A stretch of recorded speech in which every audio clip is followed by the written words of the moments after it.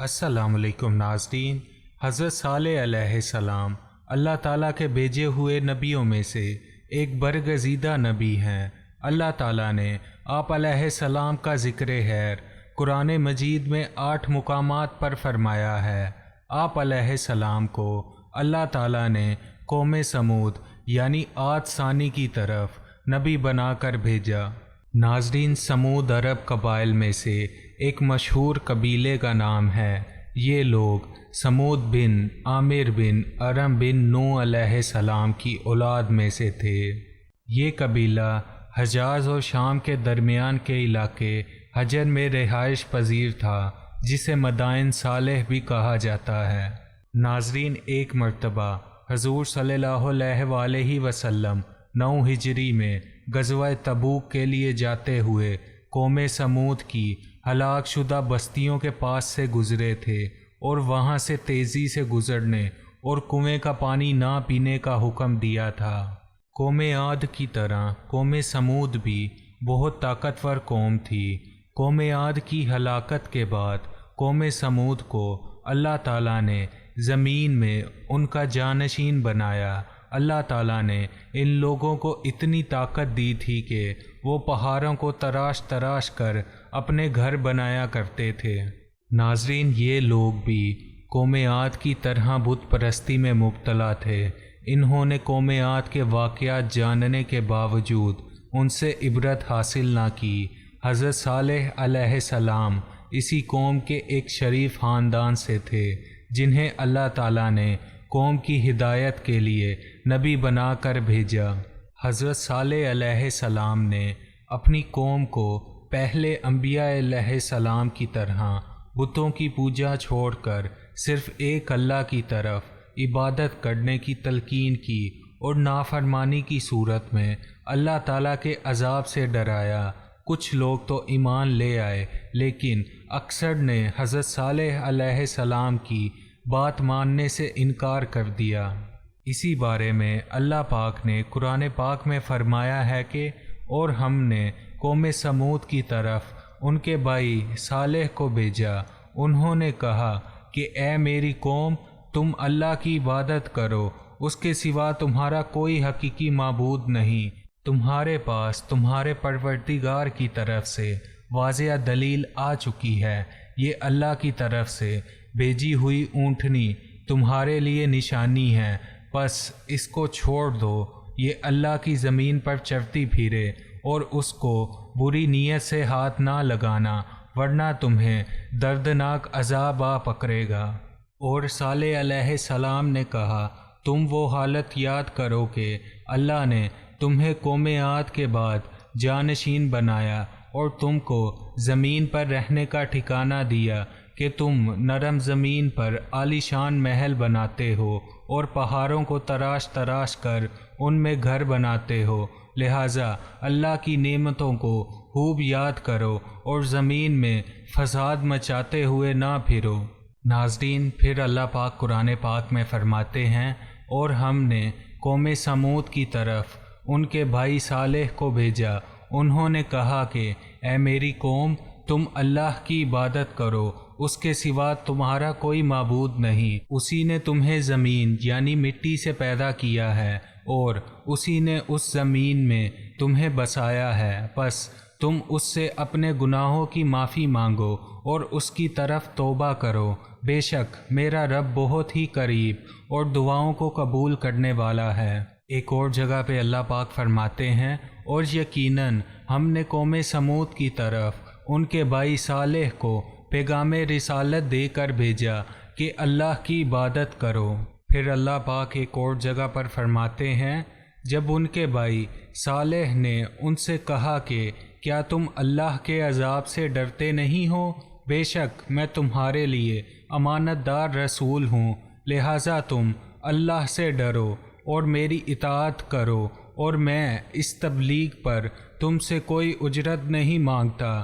میری اجرت تو رب العالمین کے ذمہ ہے۔ کیا تمہیں یہاں دنیا کی چیزوں نعمتوں میں امن کے ساتھ بس یوں ہی چھوڑ دیا جائے گا؟ یعنی باغات، چشموں، کھیتوں اور کھجوروں کے باغوں میں جن کے خوشے پھلوں سے لدے ہوئے ہیں، اور تم پہاڑوں کو تراش تراش کر فخر یہ گھر عمارتیں بناتے ہو، پس تم اللہ کے عذاب سے ڈرو اور میری اطاعت کرو اور حد سے گزر جانے والوں کی اطاعت نہ کرو، جو زمین پر فساد پھیلاتے ہیں اور اصلاح نہیں کرتے۔ ناظرین، حضرت صالح علیہ السلام نے اپنی قوم کو بڑے اچھے انداز میں یہ سمجھانے کی کوشش کی کہ جن بتوں کی تم عبادت کر رہے ہو وہ تمہارے کسی کام بھی نہیں آ سکتے، لہٰذا انہیں چھوڑ کر تم بس ایک اللہ کی عبادت کرو جو تمہارا حقیقی معبود ہے۔ حضرت صالح علیہ السلام کی اس نصیحت کو قبول کرنے کی بجائے قوم نے حضرت صالح علیہ السلام پر مختلف الزامات عائد کرتے ہوئے آپ علیہ السلام کو جھٹلا دیا اور کہنے لگے، اے صالح، تم پر تو جادو کر دیا گیا ہے جس کی وجہ سے تمہاری عقل کام نہیں کر رہی، اس لیے تم بہکی بہکی باتیں کر رہے ہو، تم بھی ہمارے ہی جیسے انسان ہو اور دعویٰ یہ کر رہے ہو کہ اللہ نے تمہیں ہمارے لیے رسول بنا کر بھیجا ہے۔ ناظرین، اس بارے میں اللہ پاک قرآن پاک میں فرماتے ہیں، نمبر 1، قوم سمود نے بھی رسولوں یعنی صالح علیہ السلام کو جھٹلایا۔ نمبر 2، اور یقیناً حجر والوں یعنی قوم سمود نے بھی رسولوں کو جھٹلایا تھا۔ نمبر 3، انہوں یعنی قوم سمود نے کہا، اے صالح، تم ایسے آدمی ہو جس پر جادو کر دیا گیا ہے، تم ہمارے ہی جیسے انسان ہو۔ نمبر 4، قوم سمود نے بھی ڈرانے والوں یعنی صالح علیہ السلام کو جھٹلا دیا، پس انہوں نے کہا کہ کیا ہم اپنے ہی میں سے ایک آدمی کی پیروی کرنے لگیں، تب تو ہم یقیناً گمراہی اور دیوانگی میں ہوں گے۔ کیا ہم میں سے بس اسی پر وحی اتاری گئی؟ نہیں، بلکہ یہ تو بھرا جھوٹا اور شیہی ہور ہے۔ نمبر 5، ان کی قوم میں سے معتبر سرداروں نے صالح علیہ السلام پر ایمان لانے والے غریب لوگوں سے پوچھا کہ کیا تمہیں اس بات کا یقین ہے کہ صالح اپنے رب کی طرف سے بھیجے ہوئے رسول ہیں؟ انہوں یعنی غریب لوگوں نے جواب دیا، جو کچھ انہیں دے کر بھیجا گیا ہے ہم تو اس پر ایمان رکھتے ہیں۔ معتبر لوگ کہنے لگے کہ تم جس پر ایمان رکھتے ہو ہم تو اس کا انکار کرتے ہیں۔ نمبر 6، انہوں یعنی قوم سمود نے کہا، اے صالح، اس سے پہلے تو ہم تم سے بہت سی امیدیں لگائے ہوئے تھے، کیا تم ہمیں ان خود ساختہ معبودوں کی عبادت سے روک رہے ہو جن کی عبادت ہمارے باپ دادا کیا کرتے تھے؟ ہمیں تو اس میں بہت زیادہ شک ہے جس کی طرف تم ہمیں بلا رہے ہو۔ ناظرین، حضرت صالح علیہ السلام نے اپنی قوم کو بتوں کی پوجا کرنے سے روکا اور انہیں دیگر گناہوں سے بھی توبہ کرنے کی تلقین کی، لیکن نافرمان قوم نے پہلے سے بھی زیادہ سرکشی کا مظاہرہ کیا۔ اس بارے میں اللہ پاک قرآن پاک میں فرماتے ہیں، نمبر 1، صالح نے فرمایا، اے میری قوم، تم بھلائی یعنی رحمت سے پہلے برائی یعنی عذاب کو جلدی کیوں طلب کر رہے ہو؟ تم اللہ تعالیٰ سے اپنے گناہوں کی معافی کیوں نہیں مانگتے تاکہ تم پر رحم کیا جائے؟ نمبر 2، انہوں یعنی صالح علیہ السلام نے جواب دیا، اے میری قوم، ذرا غور تو کرو، میں اپنے رب کی طرف سے ایک مضبوط دلیل پر ہوں اور اس نے مجھے اپنے پاس سے رحمت یعنی نبوت عطا کی ہے، پھر اگر میں اس کی نافرمانی کروں تو کون ہے جو اللہ کے مقابلے میں میری مدد کرے گا؟ تم تو سوائے نقصان کے مجھے کچھ نہ دو گے۔ ناظرین، پھر حضرت صالح علیہ السلام کی قوم نے ان کی نصیحت کو قبول کرنے کے بجائے آپ علیہ السلام اور مومنوں کو منحوس سمجھنا شروع کر دیا اور کہنے لگے، جب سے آپ نے ہمیں دعوت توحید پیش کرنا شروع کی ہے تب سے ہم مصائب کا شکار ہو گئے ہیں۔ اس بارے میں اللہ پاک قرآن پاک میں فرماتے ہیں، انہوں یعنی قوم سمود نے کہا، اے صالح، ہم تمہیں اور تمہارے ساتھیوں کو منحوس سمجھتے ہیں۔ صالح نے کہا، تمہاری نحوست تو تم پر عذاب کی صورت میں اللہ کی طرف سے ہے، اس کا سبب تمہارا کفر ہے، تم لوگ تو آزمائے جا رہے ہو۔ ناظرین، جب حضرت صالح علیہ السلام نے قوم کو دعوت توحید پیش کرنا شروع کی تو قوم نے اسے ماننے سے انکار کر دیا اور کہنے لگے کہ اگر تم واقعی اللہ کے نبی ہو تو اللہ سے کہو کہ بطور نشانی یعنی معجزہ کاتبہ نامی بستی کی چٹان میں سے 10 ماہ کی حاملہ اونٹنی نکالے اور وہ باہر نکلتے ہی بچہ جنے۔ ناظرین، پھر آپ علیہ السلام نے قوم سے پختہ ایمان لانے کا عہد لینے کے بعد کھڑے ہو کر نماز پڑھ کر اللہ تعالیٰ سے دعا مانگی کہ وہ ان لوگوں کے مطالبے کو پورا فرماتے ہوئے پہاڑ سے اونٹنی نکال دے۔ چنانچہ اللہ تعالیٰ نے حضرت صالح علیہ السلام کی دعا قبول فرما لی۔ پہاڑ کی ایک چٹان پھٹی اور اس میں سے ایک بہت بڑی حاملہ اونٹنی نکل آئی، جس نے باہر نکل کر قوم کے سامنے بچے کو جنم دیا۔ جب قوم سمود نے اپنی آنکھوں سے معجزہ ظاہر ہوتے دیکھ لیا تو انہیں آپ علیہ السلام کی عظمت کا احساس ہوا اور وہ مرعوب ہو گئے، کیونکہ اونٹنی کا پہاڑ سے نکلنا اللہ تعالیٰ کی قدرت کی ایک واضح نشانی اور آپ علیہ السلام کی نبوت کا ایک ناقابل تردید ثبوت تھا۔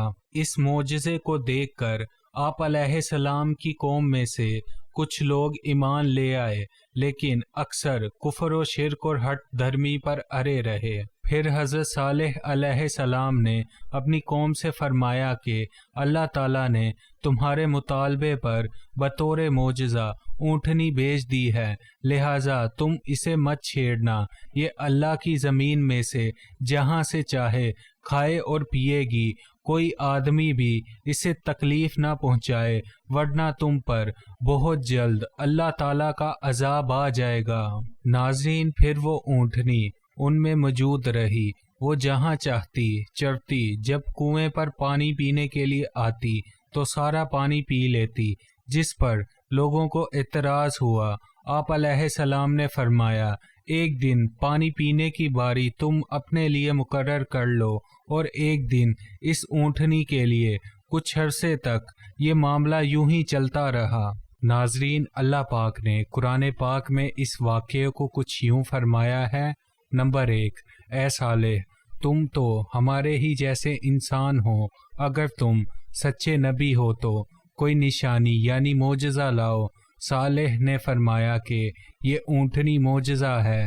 ایک دن کنویں کا پانی اس اونٹنی کے پینے کے لیے مقرر رہے اور ایک دن تمہارے لیے، اور تم اسے بری نیت سے ہاتھ نہ لگانا، ورنہ تمہیں ایک بڑے دن کا عذاب آ پکڑے گا۔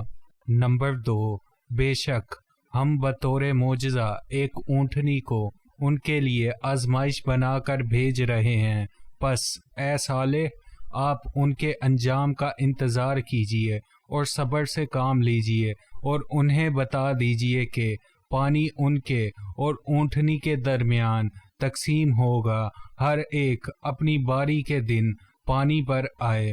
نمبر 3، اور اے میری قوم، یہ اونٹنی تمہارے لیے اللہ کی نشانی یعنی معجزہ ہے، لہٰذا تم اسے اللہ کی زمین میں چڑھنے کے لیے آزاد چھوڑ دو اور اسے کوئی تکلیف نہ دینا، ورنہ جلد ہی تمہیں اللہ کا عذاب پکڑ لے گا۔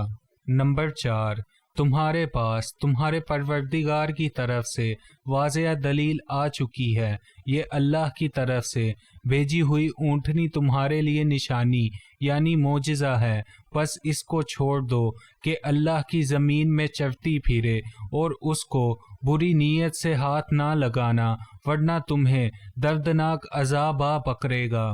ناظرین، حضرت صالح علیہ السلام کو بطور معجزہ ملنے والی اونٹنی کی خاصیت یہ تھی کہ جیسے ہی وہ پانی پیتی فوراً اس کے تھن دودھ سے بھر جاتے اور اتنا زیادہ دودھ ہوتا کہ اس کا دودھ نکالنے سے لوگوں کے برتن دودھ سے بھر جاتے۔ قوم کے جانور اس اونٹنی سے ڈرتے تھے، اس لیے اونٹنی قوم کے جانوروں سے الگ رہتی تھی۔ حضرت صالح علیہ السلام نے اونٹنی کے بارے میں اپنی قوم کو سمجھا دیا تھا کہ اسے کوئی بھی تکلیف نہ پہنچائے، ورنہ اللہ تعالیٰ کی طرف سے تمہیں عذاب گھیر لے گا، لیکن آپ علیہ السلام کی قوم نے آپ علیہ السلام کی بات کو اہمیت نہ دی اور جمع ہو کر یہ طے کیا کہ اس اونٹنی کو قتل کر دیں تاکہ سارا پانی ہمیں مل جائے۔ ناظرین، پھر قوم سمود میں دو عورتیں ایسی تھیں جنہیں حضرت صالح علیہ السلام سے سخت نفرت تھی۔ ان میں سے ایک بہت مالدار اور اعلیٰ خاندان کی عورت تھی جس کا نام صدوق بنت محیہ تھا۔ اس نے قبیلہ اسلم کے ایک آدمی سے نکاح کیا، پھر اس سے طلاق لے کر اپنے چچا زاد سے کہا کہ اگر تم صالح علیہ السلام کی اونٹنی کو قتل کر دو تو میں تم سے شادی کر لوں گی۔ دوسری عورت کا نام انیزہ بنت غنیم تھا۔ یہ ایک مالدار آدمی دعا بن عمرو کی بیوی تھی۔ ان دونوں عورتوں کے پاس کافی تعداد میں جانور تھے اور ان کے جانور حضرت صالح علیہ السلام کی اونٹنی سے بہت ڈرتے تھے۔ انیزہ نامی عورت نے قدار بن سالف بدماش آدمی سے کہا کہ میری 4 بیٹیاں ہیں، اگر تم صالح علیہ السلام کی اونٹنی کو قتل کر دو تو میری جس بیٹی سے چاہو گے تمہاری شادی کر دوں گی۔ چنانچہ یہ دونوں نوجوان اونٹنی کو قتل کرنے کے لیے تیار ہو گئے اور قوم کے مزید افراد کو بھی اپنے ساتھ شامل ہونے کی دعوت دی۔ اس طرح قوم کے 7 مزید بدماش ان کے ساتھ مل گئے۔ ان 9 افراد نے مل کر قبیلے کے باقی افراد کی بھی حمایت حاصل کر لی اور اونٹنی کو قتل کرنے کے لیے گھات لگا کر بیٹھ گئے۔ جب اونٹنی کنویں سے پانی پی کر واپس آئی تو ایک آدمی نے اس پر تیر چلا دیا جو اونٹنی کی پنڈلی کی ہڈی میں جا لگا۔ پھر انیزہ اور اس کی بیٹیاں قدار کی حوصلہ افزائی کے لیے آگے بڑھیں اور اسے خوب جوش دلایا۔ قدار نے اونٹنی پر تلوار سے وار کیا اور اس کی کونچیں کاٹ دی، جس سے وہ زمین پر گر گئی اور زور سے آواز نکالی۔ یہ دیکھ کر اونٹنی کا بچہ دوڑ کر قریبی پہاڑ پر چڑھ گیا، 3 مرتبہ بلبلایا۔ آخر کار قدار نے اونٹنی کے گلے میں نیزہ مار کر اسے قتل کر دیا۔ پھر وہ اونٹنی کے بچے کے پیچھے بھاگے، لیکن پہاڑ شک ہوا اور بچہ پہاڑ کے اندر چلا گیا۔ حضرت صالح علیہ السلام کو جب اونٹنی کے مرنے کی اطلاع ملی تو آپ علیہ السلام فوراً تشریف لائے اور اونٹنی کو مردہ حالت میں دیکھ کر رو دیے۔ ناظرین، اس واقعے کو اللہ پاک نے قرآن پاک میں کچھ یوں فرمایا ہے۔ نمبر 1، قوم سمود نے اپنی سرکشی کی وجہ سے صالح کو جھٹلایا۔ جب ان میں سے بڑا بدبخت کھڑا ہوا تو ان کو اللہ کے رسول نے کہا کہ اللہ کی اونٹنی اور اس کو پانی پلانے کی حفاظت کرو، لیکن انہوں نے اس کو جھٹلا دیا اور اس اونٹنی کے پاؤں کاٹ دیے۔ پس ان کے رب نے ان کے گناہوں کی وجہ سے ان کو ہلاک کر دیا، پھر ان سب کا صفایا کر دیا اور اسے ایسی تباہی کے انجام سے کوئی خوف نہیں۔ نمبر 2، پھر انہوں یعنی معتبر لوگوں نے اس اونٹنی کی ٹانگیں کاٹ دیں اور اپنے پروردگار کے حکم سے سرکشی کی اور کہنے لگے کہ اے صالح، اگر تو رسولوں میں سے ہے تو جس عذاب سے ہمیں ڈراتا ہے اسے لے آ۔ نمبر 3، ہم نے قوم سمود کو اونٹنی کا واضح معجزہ دیا، لیکن انہوں نے اس اونٹنی پر ظلم کیا۔ ناظرین، اب اس واقعے کے بارے میں کچھ احادیث مبارکہ بھی ملاحظہ کر لیں۔ نمبر 1، ایک مرتبہ رسول اکرم صلی اللہ علیہ وآلہ وسلم نے خطبے کے دوران حضرت صالح علیہ السلام کی اونٹنی اور اسے قتل کرنے والے کا ذکر کیا اور فرمایا، اسے قتل کرنے کے لیے ایک مضبوط سردار اٹھا جس کی لوگوں میں بات مانی جاتی تھی، جیسے قریش میں ابو زمع آدمی ہیں۔ نمبر 2، آپ صلی اللہ علیہ وآلہ وسلم نے حضرت علی علیہ السلام سے فرمایا کہ کیا میں تمہیں سب سے زیادہ بدبخت آدمی کے بارے میں نہ بتاؤں؟ حضرت علی علیہ السلام نے عرض کیا، جی ہاں ضرور بتائیں۔ آپ صلی اللہ علیہ وآلہ وسلم نے فرمایا، قوم سمود کا سرخ فام آدمی جس نے حضرت صالح علیہ السلام کی اونٹنی کو قتل کیا۔ ناظرین، پھر حضرت صالح علیہ السلام نے اونٹنی کو مردہ حالت میں دیکھ کر اپنے قوم سے مخاطب ہو کر کہا کہ اب تمہیں 3 دن کی مہلت ہے، تم اپنے انجام کا انتظار کرو۔ کل تمہارے چہرے زرد، پرسوں سرخ اور تیسرے دن کالے ہو جائیں گے۔ اس کے بعد چوتھے دن عذاب الہی آ جائے گا۔